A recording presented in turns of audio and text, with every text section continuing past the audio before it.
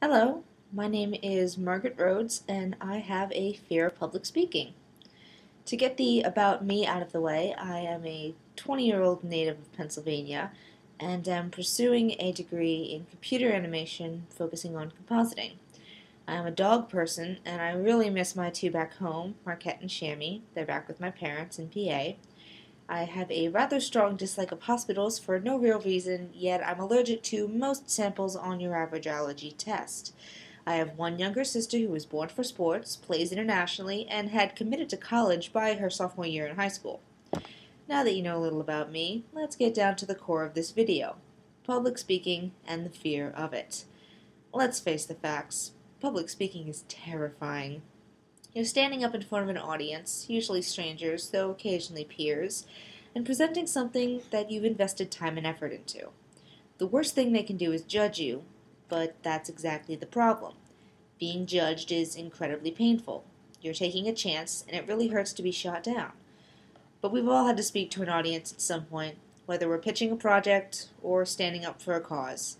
So let's take a look at the ways to overcome the fear, or at least the ways I've found to overcome the fear. I'm going to start off with this advice: find a way to cheat. Yes. To use myself as an example, I am incredibly nearsighted. Anything beyond a foot from my face becomes incredibly fuzzy and unfocused. I've been told by family members that I should be wearing contacts, but due to some bad experiences with optometrists, I have a strong dislike of touching my eyes, so the glasses stay.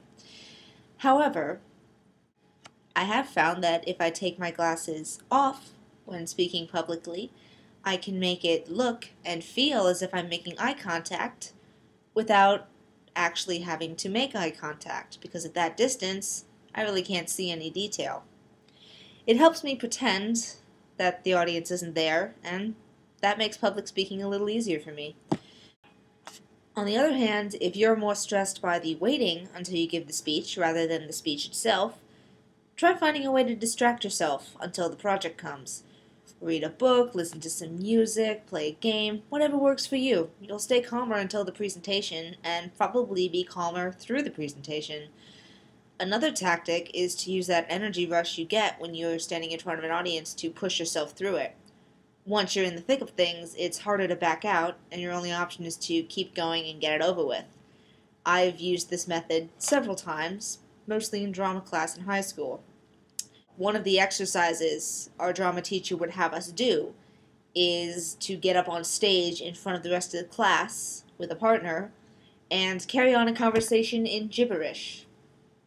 I had a lot of trouble with this because, get this, I was afraid of sounding silly. Eventually, I realized that I'm stuck on stage until I do this. He's not going to let me back out of it. So I took all that pent-up anxiety energy and I attempted to speak Klingon. It didn't go well, but the yelling and the gibberish attempts did get me an A for the day, and I realized, hey, that wasn't so bad. So for my next drama project, which was a monologue in front of the entire class, I remembered that feeling, and I tried to use that same tactic again. And you know what?